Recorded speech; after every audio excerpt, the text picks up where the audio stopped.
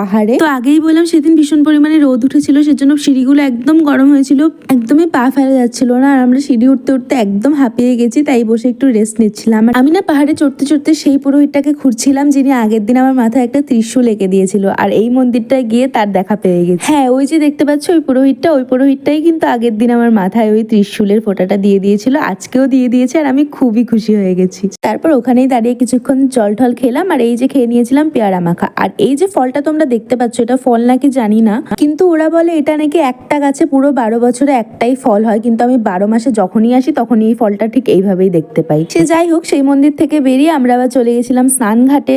সেখানে গিয়ে যে আমাকে এত বাজে একটা নিউজ শুনতে হবে সত্যি ভাবা ছিল না আমার। নিউজটা কি বলছি, যেহেতু মামা মামিরা এসছে, তো বাবা অনেকদিন হলেই বলছিল যে গুয়াহাটি গিয়ে ঘুরে আসো সবাই, তো সবাই মিলে প্ল্যান হয় যে গুয়াহাটি যাব। আমি তো ভীষণ পরিমাণে এক্সাইটেড ছিলাম, দাদা আমাকে বলছিল বেশি এক্সাইটেড হোস না, এত কিন্তু খুশি হওয়া ভালো না।